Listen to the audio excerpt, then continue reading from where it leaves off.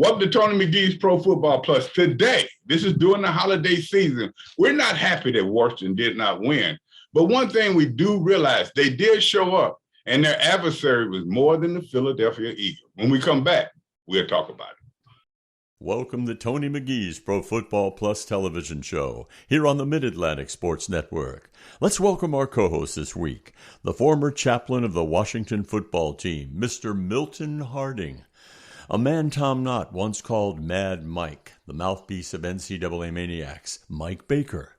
Washington football team beat reporter and member of the Fairmont University women's basketball 1,000-point club, Miss Donna Hopkins. One of the most prolific pass catchers in the 20th century, and four-time Pro Bowler and Super Bowl wide receiver Gary Clark. And a man who played in the NFL for 14 seasons, and one of the all-time sack leaders in the NFL, Super Bowl pass rusher Tony Mac the Sack McGee.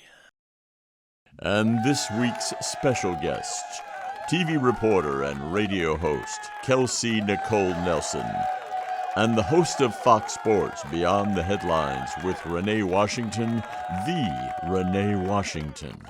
And now your host, Tony McGee.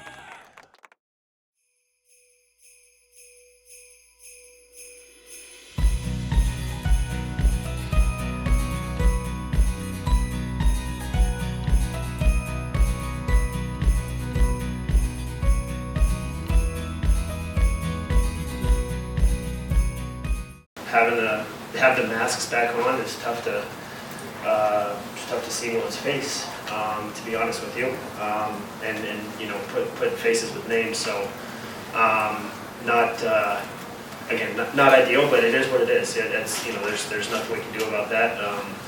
Again, just a testament to really all those guys in there for you know, fighting it out and I mean, it's tough when you obviously you have a quarterback who you haven't played with come in midweek, and you know, you got to try to get that timing down. Especially we couldn't be in the building as much with the COVID, and you know. But at the end of the day, you know, we still had opportunities to win the game.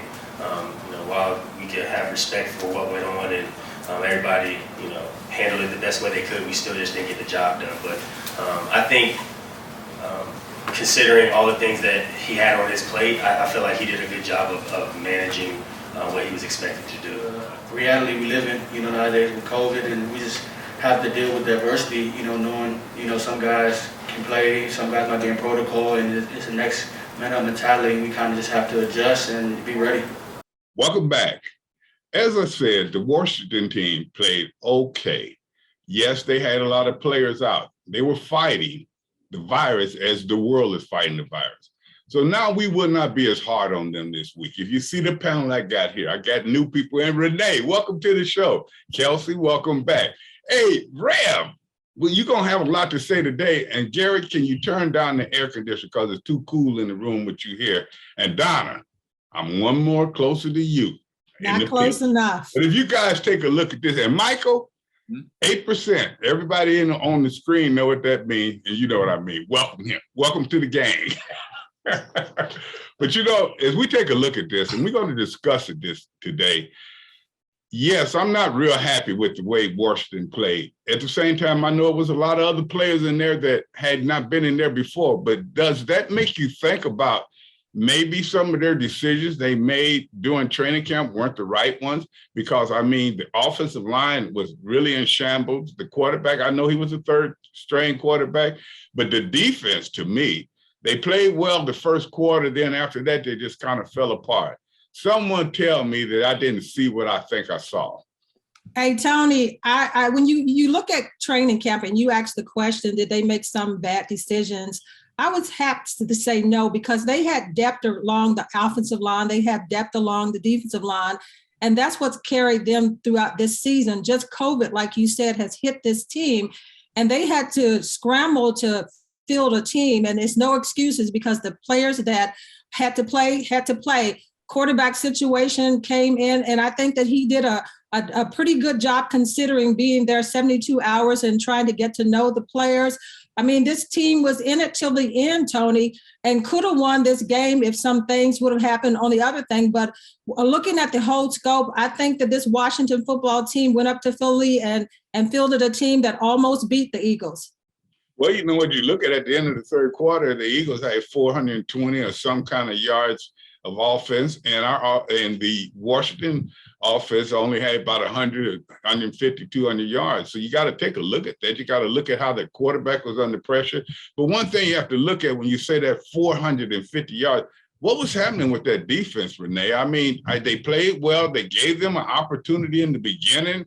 They did not take advantage of it, but the defense, Collins had a couple of turnovers, but they did not play the way they usually play. And I know they had other players in, but I don't think that was the real reason. Yeah, absolutely. I mean, the defense is what got Washington on the scoreboard in the first quarter. You know, defensive plays, forcing turnovers is what led to opportunities to score and put points on the board. But unfortunately, you look at that injury to Willie Jackson, you look at the injuries they had coming into the game, COVID and injuries combined had this defense very discombobulated. Kendall Fuller, Cam Curl, you look at the players that were not on the field. And then on top of that, the Eagles have done a tremendous job all season of just getting 500 plus rushing yards in a game. And so you look at the ability that they have to run the ball, and Washington didn't have an answer for it. And I think that's something Coach Ron Rivera mentioned that stood out to me was they started strong, as we all saw, but they weren't able to capitalize and continue that momentum. And you can't do that against any team in the league. You've got to put them away. When you're up 10, you've got to put them away. Well, Kelsey, now, as she said, and you have to start taking a look at this for the future. I don't know if Washington's out of the playoffs or anything, but Philadelphia got about 8 straight games where they've rushed for a tremendous amount of yards. Is this the way their identity is going to be going forward? And they may be kind of tough in the playoffs if they get there. Yeah, look, Tony, the race for the NFC East just got that much harder for the Washington football team to catch up to. This game's severely hurt their chances in the playoffs. And we were finally talking about the playoffs in Washington, Tony. We were talking about how this team had turned around just a couple of weeks ago. All of us on the screen were all smiles talking about 4 wins in a row. Then we saw that Dallas game, and then we saw what happened last night with the Philadelphia Eagles. And yes, the Philadelphia Eagles, they know their identity, running the football, and that's what they did well after that first quarter. Washington dominated that first quarter, and then it was a tale of two different games, it seemed like. I mean, the defense all of a sudden turned, and they could not stop the run. I mean, they were getting down the middle. Goddard. I mean, the tight end was finding spaces and gaps in the defense. I was like, Tony, I wanted to get in the game. I mean, it was just too easy. We let a tight end get 135 yards, and then he's wearing an elf outfit after the game, celebrating what he did to our Washington defense. And I think you look at Philadelphia, we know how strong their defense has been all season. And once again, they showed up and they got the stops that they needed to. Our offense, it was never able to be consistent, I think, after that first quarter. Antonio Gibson got going, then he got hurt. It was great to see Jarrett Patterson score, the DMV's own Jarrett Patterson get a touchdown, but there was just no consistency throughout that game. There was no urgency. And I think Jonathan Allen said, look, we have to deal with adversity. We can all talk about the injuries and the COVID, but look, football is a next man up game. This is why you can have stars born in a football game, because it matters what you do on that football field. So I think what we saw from Washington, that defense, if you can't stop the run, you're not going to be able to win, Tony, any more football games in the NFC East. You look at Dallas, who has a strong running game as well. You're going to have to see the Eagles again and the New York Giants. And so I think right now, Washington's they have a lot of questions, and we're trying to get players back. But again, players are going to have to step up, Tony. But I think right now we're still looking for that identity of Washington. For a couple of weeks, it was the running game. Last night, they tried to get things going with Garrett Gilbert, who did not do a bad job. I think you can compare him to what Taylor Heineke did when he first came to this team last season off the street. Garrett Gilbert tried to do this season off the street, but he needs help. He was pressured a bit. The offensive line did strong at first. But again, I'm asking Tony, who's the identity of this Washington football team after what I saw last night? And so these next 3 games are going to be very hard for Washington to win if they play like they did on Tuesday night, which was really hard for Washington to come back from. So the playoffs, Tony, might just be out of reach now. Well, and I kind of agree with you on that, Chelsea, because right now, so many teams that are in line for that, and that was a very important game that they played. And I can't really just summarize any one point of the team. not really doing well. It seems as though the whole team and the backups just did not have the game that they needed to have. And so that's why I said you start looking at training camp, because when you're cutting people, you're keeping people, you are speculating that things could happen during the course of the year. And they didn't happen. And I tell you when they got in there. But at the same time, let's just back up a little and you guys jump in. Gary, I didn't see the wide receiver. Do you think that was because of the quarterback, offensive line, and what they weren't getting open? They weren't making the plays, and I'm just calling it like I saw it. Well, actually, I think the quarterback did a good job, especially in the situation he was put into. He had no turnovers, which was important. He was going down to his third, fourth, and fifth reads, which you typically don't see. Like, quite honestly, we don't see our starting quarterback do that. So I think the quarterback put in the situation that he was cool, calm, and collective, and he sitting and basically kept his poise the whole game. You see how he sat in that pocket? That rush coming in his face, he sat in that pocket and still released that ball. So I think the quarterback, I give the quarterback a B, 100%. I give him a B on his effort. Now, receiver-wise, you know, our player of the game is the receiver, and he had like, I don't know, 61 yards or whatever, 50-something yards, 2 catches. Well, you know, as I look at this, I mean, you know, man, I love the receiver. I think it's the most important facet of the football team. Sure you do. The most important. Of course he does. You notice he had to come back and get there. And he had to find out he loves the receiver. So, you know, I just take a look at this whole thing. Milt, I'm not happy with your running backs either. Well, I'm calling it, and I'm going to hit each facet of the team, and I want you to tell me what you think about them. It looked like they were easy to take down. Didn't nobody break off any plays. Sometimes when they had an opportunity to make big plays, they did not make it. So you tell me about these running backs. Yeah, Tony, that's 2 of us. And I mean, other panelists have made great points about the other areas that contributed to the running backs not being able to produce last night. Now, we can't dismiss Philadelphia. They came to play after they figured out they were playing. They took a page from Dallas last week, and they just blew up that offensive line, which was already struggling. Even if we were healthy this week with what we had at Dallas, we still would have been struggling because the offensive line has been that way for several weeks. So now fast forward, you can't win in this league with 67 yards rushing, and then your opponent has 267 yards rushing. Plus, it was just a defensive, team breakdown all the way around. So I couldn't even give the running backs. I squeezed a D out for the running back. My boy Jared, he got in the game, but he laid the ball on the copy. As soon as he got in the game, well, your boy, you need to go talk to your boy. We'll chat, but you cannot do that. You cannot do that. And so, you know, that's a learning experience, but you can't do that. Hey, Tony, can I talk about I give the running backs a D. Can I talk about the running backs along with Milton? Because they started off strong running the ball, this Washington football team.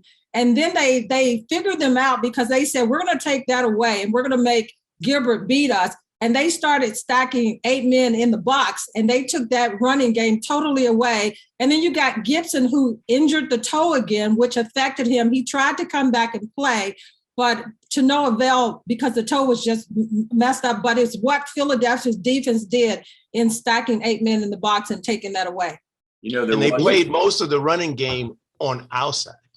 Right. Not most of it, but a good number of those snaps. They never even got out of the back. Running game. Where did you see a running game? Well, thank you, Tony. 67 yards running game. The only running game was the Eagles had a running game, but they did. Washington did not have a running game. And that's just a professional term about the players. But Mike, tell me about this. We're talking about the players, but at the same time, do you think the coaching staff was a little bit in shock? Well, yeah.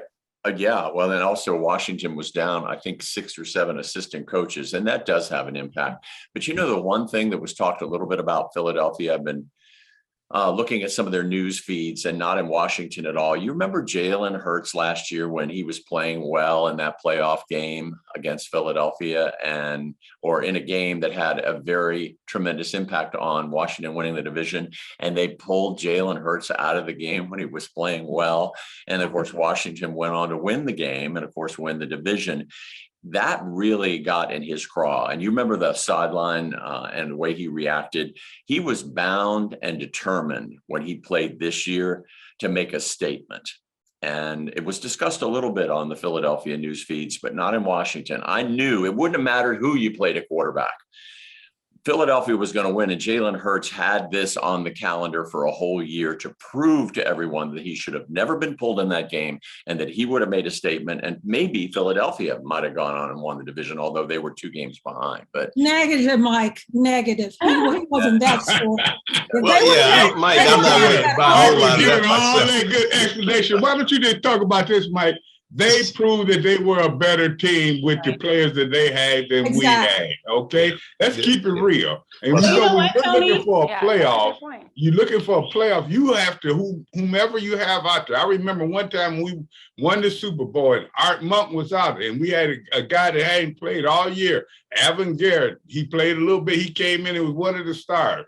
That's what you have to have. So when we come back from this break, we're going to continue this, but we also need to talk about why they did not have these players, because around the league right now, you got over 100 or so players that are in protocol. That's not good. When we come back, we'll talk about that.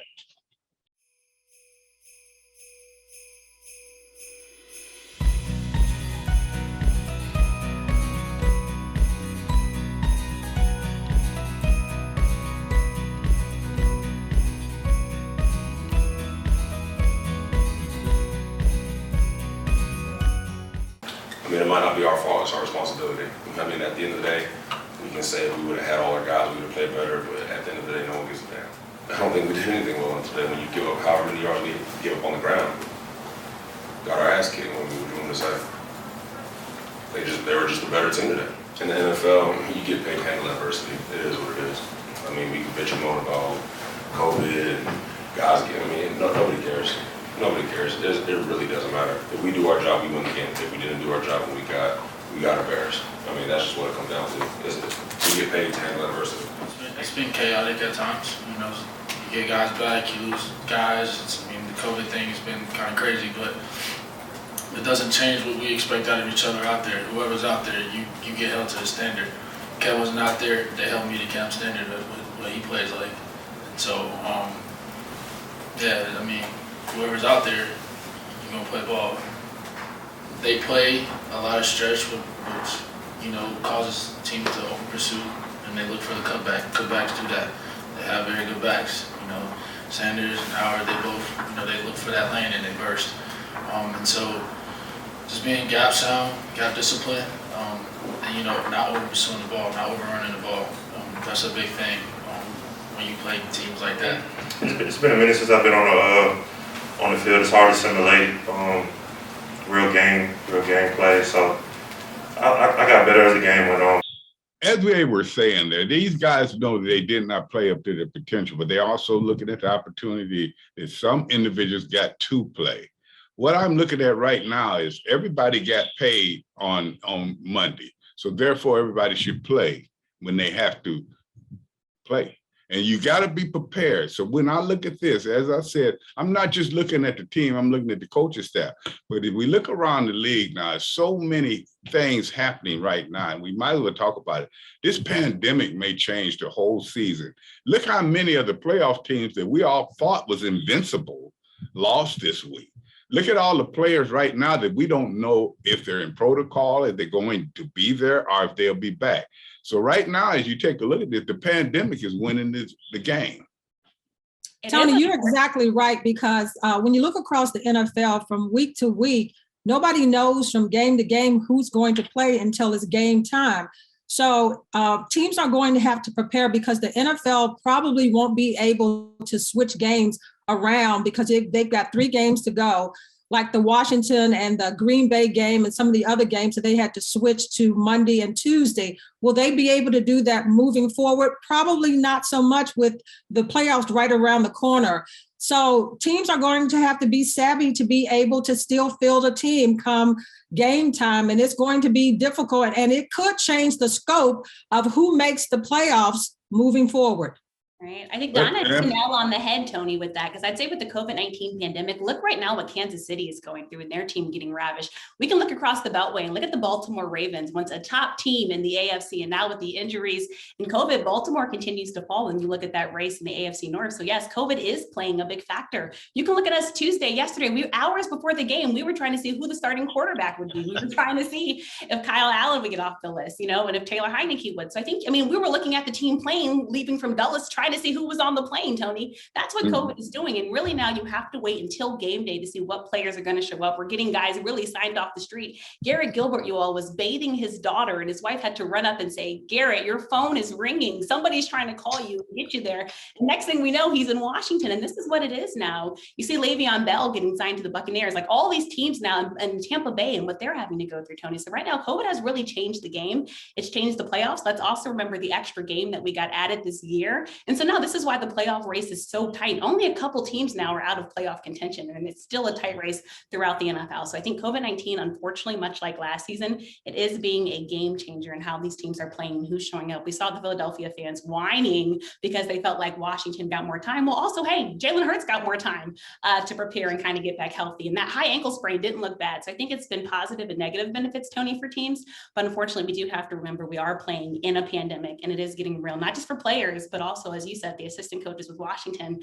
It's also obviously been a bad part throughout the team as well. One thing this Washington team can look at is the adversaries and the people they will be playing in the future are the ones they need to beat. So if they can run the table, they still may not make the playoffs. But one thing this has really woke me up to, I've been really thinking about this, it shows me how unimportant these games really are when we talk about life. I'm just looking at the individuals and what this pandemic is doing to the world, and want us to come together as a people and be a team and see what we can do, because the football game is just what it is. People couldn't play and everything, but with life, we got people leaving here every day because of that COVID. So, right now, that's why I guess I'm not feeling as bad about them losing this game and man being out of the playoffs. I'm just hoping that every player played in the game comes out safe and they come out without COVID.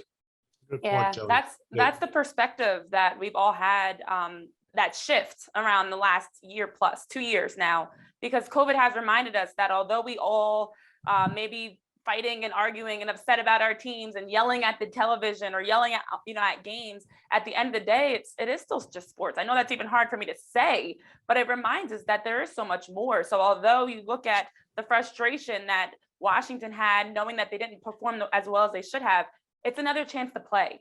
For anybody, as we keep talking about, that next man up mentality applies in all aspects of sports, coaches, players, reporters, all aspects of sports, to be ready when your name is called. If you're Garrett Gilbert, be ready when you're bathing your daughter. It's that opportunity that you're going to get, that you need to be ready to step up. And in this game Tuesday night, Washington had players that had an opportunity to kind of earn their spot. We saw Taylor Heineke do that, of course, in the playoffs in that wild card game against Tampa Bay that everyone still loves and remembers. Who is going to step up and be that player? And that's something that Washington was unable to capitalize on. But as you're mentioning, Tony, it's so much bigger than football. We as a country, as a world, are fighting a bigger opponent than just who lines up against us in between the lines. So it's so important that everybody is doing their due diligence so that we can safely enjoy games, have sports, and even have fans at the games, because that might be something in question too, guys. Well, let's take this a little further. And do you not think, and if you start looking at it and you look at this timing and everything, I always think back to the University of Michigan game I saw when they finally beat Ohio State. And everyone in the Michigan Stadium holds 105,000 people. And it seemed like every one of them was on the field with the players. That was being duplicated all around the country in the college system. Then you look at football games. No one's wearing masks. Maybe a few people's wearing it, but all these people are in the stand not wearing it and everything. And then you look at it now, basketball, and now you got hockey. If you look at all of these events, are really the thing that's driving and pushing this even further than it was. But Donna, one of the things I think contributes to this as well is, sports being the American pastime, if you will. They played enough games, or we played enough games that is in our DNA. It's in our system. We want it, and we want to see it. And we don't lift the hood up on the dark world to know that there's a lot of money being exchanged, in doing the festivities. And so once you get that into your blood, you want to see the games, and that's going to impact your decision-making process as well. And I think the health of players, the health of their families, all of those things have to be taken into consideration. And I'll be the first to say, I get concerned. The masks aren't the end all be all, but you got to do those precautionary things just out of wisdom and consideration for your other men. You got to do those things that just help the process along too. So yeah, I think this is much bigger than that, man. I mean, who's going to be in the stands if COVID wins? And right now it's winning. Hey, Tony, I think that on this panel, I mean, Mike can attest to what these individuals are going through. And we talk about the real world. He's living in the real world with a COVID situation, and Mike can talk about that. Yeah. Mike, tell us a little bit about that. Yeah, it's interesting.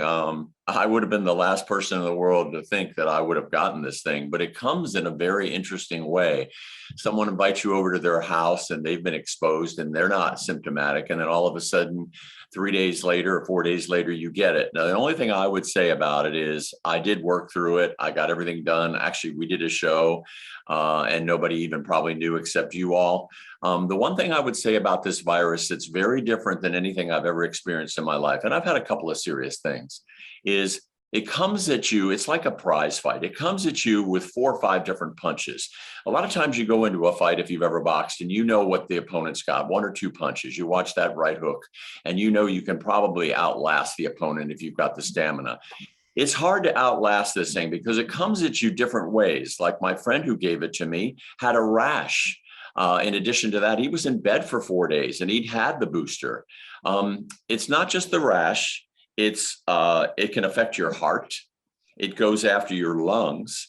In addition to that, it goes after your memory. It takes your taste and smell away. So even though you've had all 3 shots like I had, it can affect all of those things in a very mild way. It is like that you get a right hook, now all of a sudden, what's this punch? It's something I'd never experienced before. Having, whoa, what's this? Where's this coming from? And that's what you're going to deal with, even with 3 shots. If you're over 65 and you're in good health, you're going to have some problems, but you're going to make it through. But I would say if you have not gotten that booster, the friend of mine who gave it to me had not had the booster. I apologize. I said he had. He really had a hard time. I'd had the booster and I wrote it out in 6 or 7 days, but I'm still having a couple of little things. And here we are a month later. So I would say, get that doggone booster. I mean, get it. Get the shot. Yeah. And you know what? Looking at that, and speaking of that, what can this team, as well as other teams in the NFL, do going forward? You don't know. You got to check your players. And I know they've already said that they will check all players if they've had 3 shots or not. And I'm also hearing there's a rumor out there that they're going to give some players the opportunity to opt out of the rest of the season without pay, and they will give them a date to come with. Do you think these things will help, or do you think it will ever come to that they may cancel the rest of the season? Tony, they're not canceling that. Gary, you can chime in on that one. That's never going to happen. They're not going to cancel the season. It's too much money to be made, too much money to be lost. And quite honestly, when it comes to your players, a lot of it should be a protocol. What protocol do you have within the team that allows your players to go out and get sick? At the end of the day, I mean, it's a discipline type of thing as well. Like, if you're a player and you know there's things out there, but you're still gonna go hang out and do what typically what players like to do in their free time, that's a problem. It's a problem. Do you think though, G, that it's from them going out, or is this just something that has gotten within the body of these teams, and eventually you're going to be in contact with somebody with it anyway? Is that what's happening, you think? And not just football, that's basketball, hockey, everything. So is this something that's gotten within the framework? And then you got other personnel that we do not hear about that's sick as well. So this virus thing may be, and I know it's a lot of money to be made, but is it truly healthy to continue to try to do that and infect more and more people? Only way that's going to shut down. They'll do, perfect example. They're going to do exactly. It's no different than a strike season. So that's my whole point. Like the Washington football team, no strike season. A strike team went 4-0, 4-0 against all other teams, and they had to put that team together in a week, just like that, just that quickly. They went 4-0. They beat teams that had 85% of their team was non-strike. They crossed over. They weren't crossed over the strike. So for me, again, I think it comes down to protocol of your captains and your leaders on your team, like explaining this is what you do. We all know in all sports, we enjoy our lives. We enjoy it. You enjoy it to the max. A lot of times after practice, you go in and you do multiple different things. So with this out there, you need to with me, like if I lost a game, I'm going home. I'm pissed off, first of all. I'm going home. I'm not thinking about anything else. And this type of thing, you just go home. I mean, you go home. You make the discipline. Tony, the thing about it is this new variant makes it even more dangerous because it spreads quicker. NBA said we're not going to pause the season. Hockey said we're going to shut down until after Christmas. But I think it goes back to what Gary says. And I think even more so, you almost have to go back to what you did in the beginning when they shut down everything as far as overall. The Netherlands has shut down again. And I think that if the NFL is going to get through this season, you got to go back to, as Milton said, washing your hands, putting the mask on when you're going out, cutting down where you're going to. It's almost like you go to practice, you come home. That's what you pretty much have to do moving forward. If this is going to move the season, everybody has to do that, or else it's going to get worse versus better.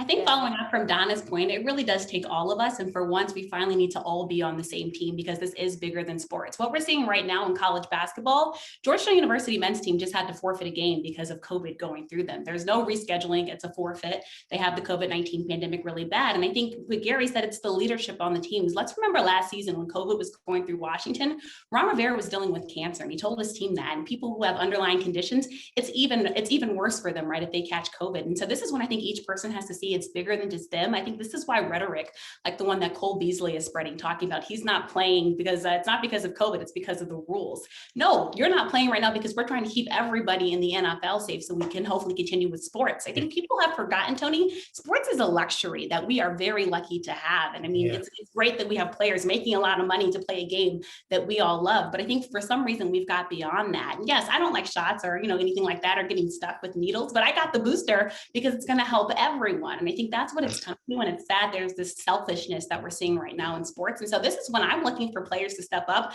and be leaders on their team, be vocal, and guys have to take advantage for themselves to say, look, I can't go out this season because I need to play a game. I need to make sure my team stays healthy. And so this is what I think we're not seeing. And honestly, Tony, this is when I miss the days when you and Gary were playing, because I think you saw more leaders in those locker rooms being more vocal and making sure that everybody was needing to do what they needed to do to get done.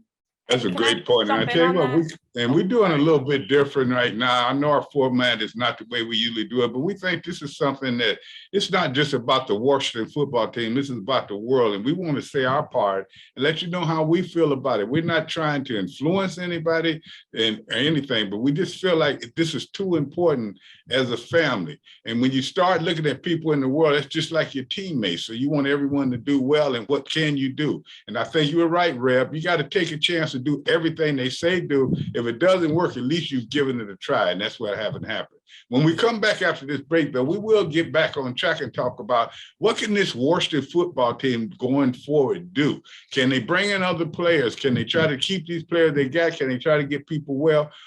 Are they out of the playoffs? When we come back, we'll broach all those situations then in a minute.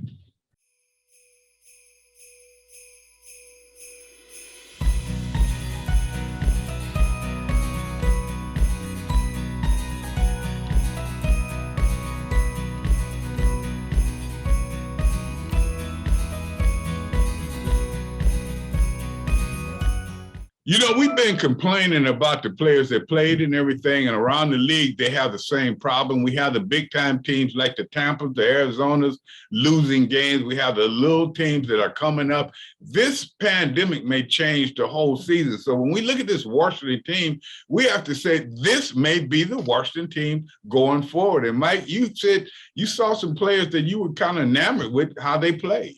You know, I think, and let me just get through these 3 or 4 names and then you all can shoot me down, but I've been wanting Jeremy Reeves to be inserted in the game at least occasionally. Now, there's nobody like Cameron Curl. We all agree he might be their best defensive player, but Jeremy Reeves, even though on a couple of passes, you might have thought he got beat, he had good coverage. I was really impressed with Darrell Roberts in the secondary. You know, we've heard a lot about him. I really was impressed with him, man. He plays very aggressively. And Tony, the pass rush from Bunmi Rotimi, number 57, man, I'd love to see more of that guy. He just bull rushed that guy to get the sack. I thought Sweat, for not having played, he must have been working out. I thought he played particularly well.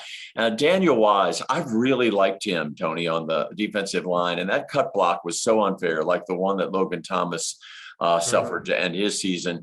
But I just wanted to talk about one final guy. And of course, maybe our running backs guy would know about him. Number 35, Jonathan Williams. My gosh, that running back has some pop. I really was impressed. In my notes. He's in my notes. I'm glad you brought his name up, Mike. Every time I've seen him play, anytime he's gotten some playing time, he has shown well. And yeah, just like I was a big advocate to get Jared some playing time, and they finally listened to me and put him in. They can't lay it down. But Jonathan Williams. Wait a minute, Rev. When were you in the meeting? You told us you was going to church when you weren't on the show. So you've been in the meetings. That's why you haven't been showing up. Hey, Gary, did you see Tony shake his head? He was like this when Mike was talking about Montez Sweat and all them with the defense, which they gave up 27 points. But okay, Donna, you want to say that, but let's be truthful. The defense, they gave up a lot of yards, but them big boys up front, they did all right if you take a look at it. They were making them get outside. Now, they did lose containment more than I thought they should, but our linebackers did not show up. Our defensive backs, Collins showed up, and you were right. He was the young man was close on a lot of plays, but they were playing football, not horseshoes, Mike. Tony, all I know is they gave up, couldn't stop the run. They gave up 500 and some yards on defense, couldn't stop the run, gave up 100 to what? I think 100, almost 200 and some yards. But Tony, come on now. That's because the yards were out there because the offense didn't use them. They didn't give up nothing. All the offense out there. Hey, Tony, what did Jonathan Allen say? Tony, what did Jonathan Allen say? They didn't play worth. And I ain't going to. They didn't play well. I'm keep telling you. He said they didn't play well. Listen, Milton. Tony, here's why you didn't see the linebackers. All right, so Philly was flooding the underneath stuff. They were running down seams. They were taking the top off the secondary. Well, that didn't leave anybody but the running game. Howard was blowing through holes. Sanders was blowing through holes because there wasn't anybody there to tackle except, I got to say this, Michael Roberts. I saw him for the most part. He played well. The last memory I have of him, he was being plowed down the left sideline, being blown up as Howard ran by him. So I'm just saying, but he has some speed. He has some contribution. But I'm just saying, this is a no-brainer. Can we play the rest of the year with these players? I think with a full complement. You may have to, Tony. Yeah. Plus, too, we didn't have complement between offense and defense. That defense played a lot of snaps last night. They did. Really controlled the clock. They controlled the clock. Not that many more. Not that many more than what our offense did too. I mean, at the end of the day, it's about even. Yeah, Gary, but that was a run game, Gary. That wasn't a passing game. That was a run game. They was getting. You and Donna, I don't know what game y'all were watching. Like Tony said, it was an even game. It was an even game, and like he said, this team is going to probably have to adjust and across the NFL because you may get players back this week for Washington, but you may lose some in the process also, and that's across the NFL. So teams and coaches better get savvy as far as their gameplay and how they prepare each week. Now, Renee and Kelsey, I want to ask you guys something. If you take a look at this, what portion of the team and how can we help them get better? Do you bring in other players? Do you try to make these players perform, or what do you do? Because you're out of it, but you're not out of it because this whole season is flipping right now. It is. Go ahead, Kelsey, you can go first. I mean, Washington is still in the hunt. And I really want to quickly say this. Philadelphia did what we knew they would do. We know Philadelphia had a top running game, and they did that.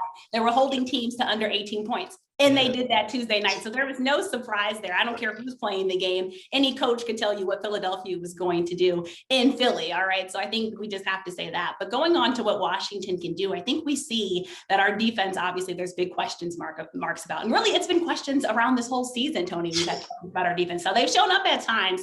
And I'm so glad, Mike, you brought up Jeremy Reeves. I thought Jeremy Reeves started the game strong. I'm giving him a little bit of a compliment. And then after that, of course, he struggled a bit, but the coverage was there. But I think he is a player that has overcome just a lot of adversity when you look at his NFL. Kelsey, you let Mike and Donna and them turn you. Kelsey, you know and Gary, I can't believe you flipping to them. Renee, what do you think? Come on.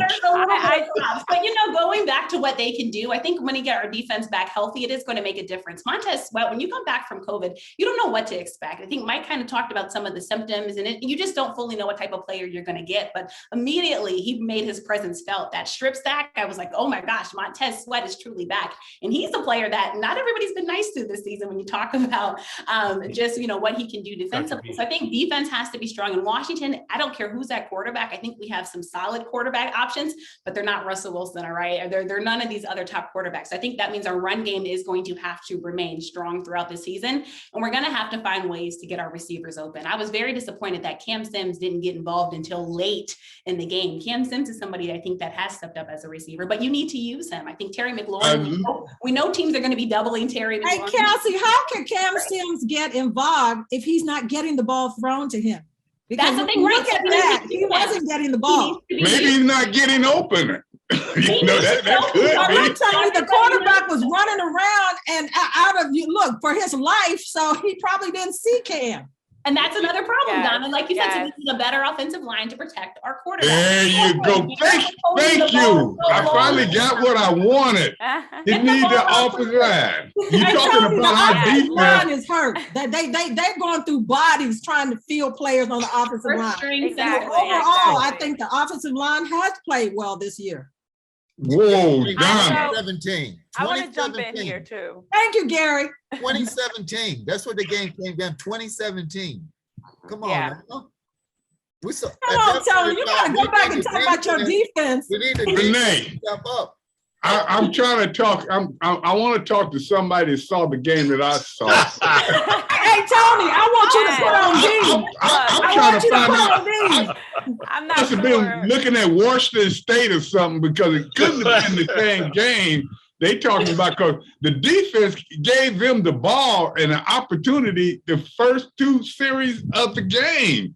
And they did not take advantage of it. They couldn't run the ball. The receivers couldn't get open. The quarterback missing toes. 10-0. So here's my thoughts on all this. This is why we have every team in the league with 4 or more losses coming into this week. Because on any given Sunday, any given week, we don't know who's going to play. So when you look across Washington, you have 13 players, 7 coaches on COVID list, 15 players on injured reserve. You can't say when things get back, when we get back healthy. It's kind of like the narrative that we had to switch of when we go back to normal. We will not go back to normal, just like football teams are not going to go back to healthy. So I think we have to switch our perspective instead of focusing on, okay, yeah, Montez Sweat came back, played great. But next week, it might be, unfortunately, somebody else that's out. So you have to figure out how can you adjust. Now, for the Eagles, what worked well is you couldn't defend them. You look at the amount of time they were on the field, the third down conversions. You didn't know how to defend them because for Washington, they were getting hit with the run game, the pass game. Jalen Hurts played phenomenal. And so on the other side, you've got to find a way to match that. And Washington's offense is where I thought they struggled because you've got to give your defense time to rest. They're already discombobulated and disconnected. You have all these different pieces. So they don't have the chemistry there. Hey, Renee, the offense is facing the same thing that the defense. True. Hey, Renee, see what happened? There was no relief for they drive all the way down the field.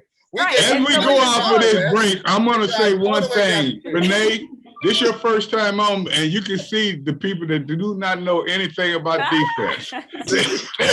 All they want to do is talk about what the defense did and didn't do. We get back into the game. It's 2017. They drive all the way down the field. Come on. All the way down the field, a first and goal on the 3, and you can't score a touchdown. Yeah, that was 2017. Don't get me wrong. That tight end should have scored. I ain't mad about that. He should have scored. Yeah. Like, I'm like, how are you going to make the great catch, make the move, and then get tackled right here? Now we're back to what the first question was. Can we win with the people we have? And that's what the question is going to be. And in this next segment, we'll talk about that. Because as we do the picks and look around, and I said it before, Arizona, team we thought unbeatable, don't go against Brady, got beat. You start looking at this, and this may be just like anything else. This is the new norm. And when we come back, I will be in first place on the picks because this is the new norm as well. And as you can see, Donna Hopkins and Gary Clark know nothing but offense. Still sleeping. Back in a minute.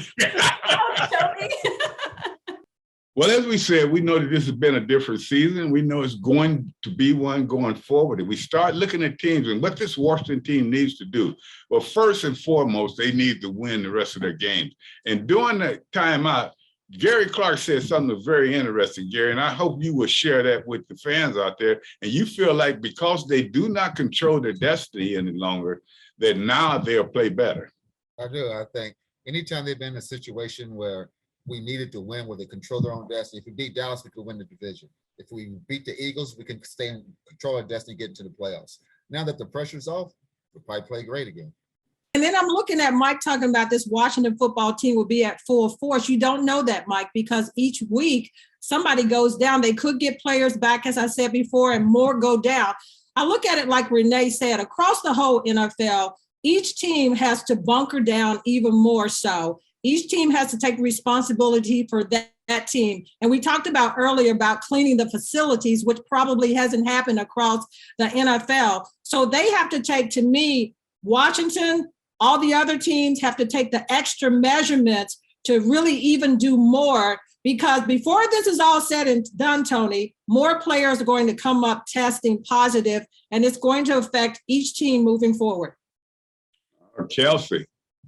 Yeah, I think Donna hit the nail on the head. I work with the Washington football team for the entire 2020 season. And like you said, unfortunately, the facilities, they need to be a lot cleaner. And let's remember, these outbreaks aren't just for players. You can catch it from anyone. And remember, in the NFL facilities, think about the cooks, the janitors, the security guards. There's so many personnel people that you have to account for, even though you try to keep them separately. And COVID is spreading at an immense rate. And you look right now at the NFL, and there's so many different questions. Like you said, we don't know about Aaron Rodgers. We don't know if his pinky toe is still hurt. He's putting his feet up, Tony. We don't know if he's immunized, are vaccinated. And I think Mike made a great point, but let's also remember that even though Aaron Rodgers has been playing well, there were a John Harbaugh decision to go for 2 instead of kicking the ball, and maybe Aaron Rodgers and Green Bay would have not clinched that NFC North. I do have to put that out there. And again, I look at also the coaching decisions. I have to say that for Baltimore. Baltimore now 2 games, the Steelers game and now Green Bay games. Those are 2 games Baltimore could have won with a depleted team, but they decided to go for the win instead of playing for overtime. But all that to say, Renee said it. I mean, if the Lions can be the team that can beat the Arizona Cardinals. Look at Tampa Bay now. I think they're a team that you look at could possibly go back to the Super Bowl,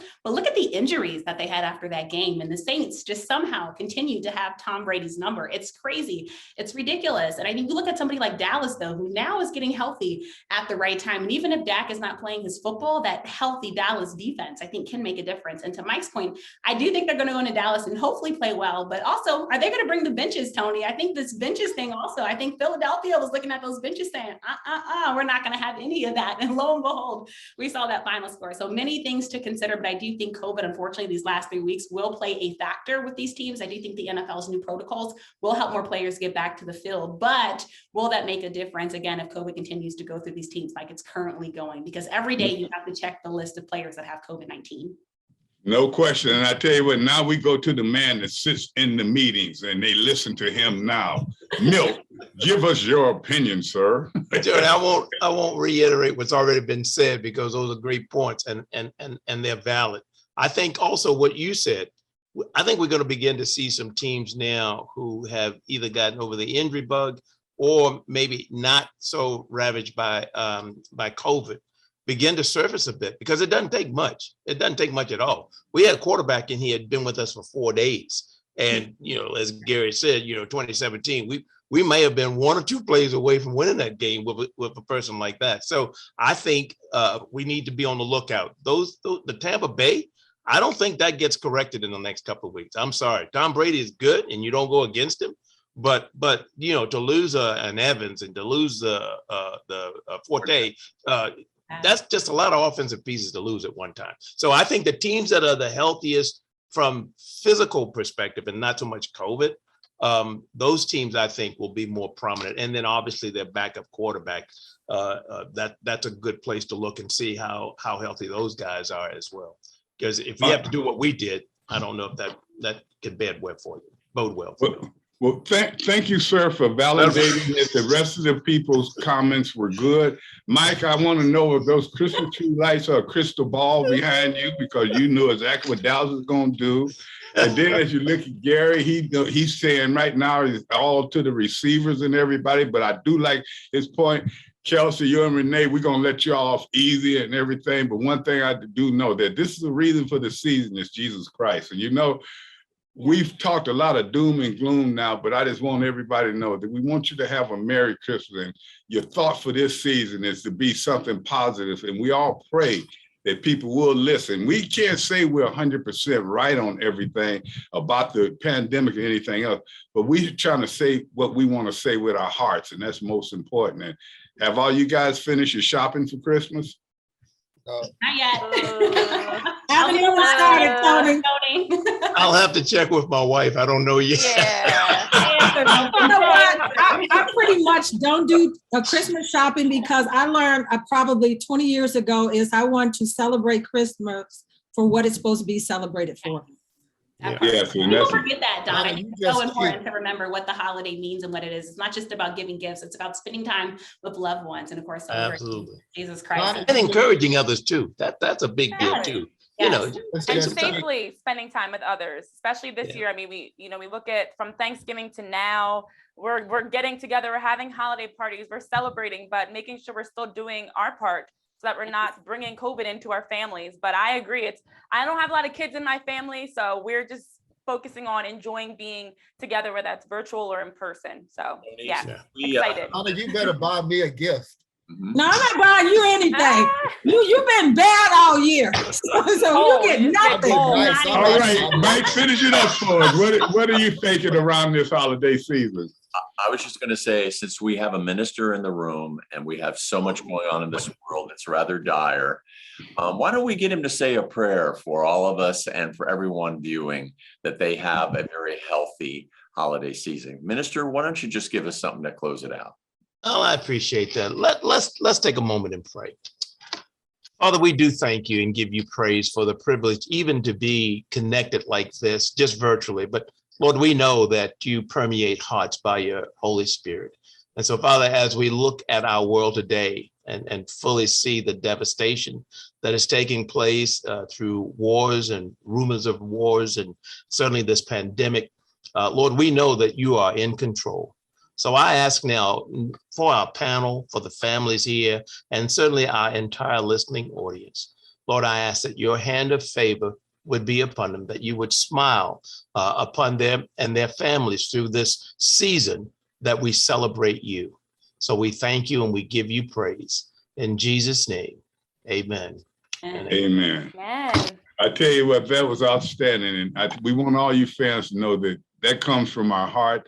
And that's the way we feel about it. And that's the way we feel about you guys. And one thing this pandemic is doing is making families, people, and friends get closer. And that's what we need. And if we all work together, we can beat this thing, but we have to work together. As far as the football wise, when we come back next week, we'll know one thing. But one thing was learned this week, and it's like they say in Marines, you put your players out there, but they need to realize that you can't run with the big dogs. You got to stay under the porch. We'll be back next week in the minute.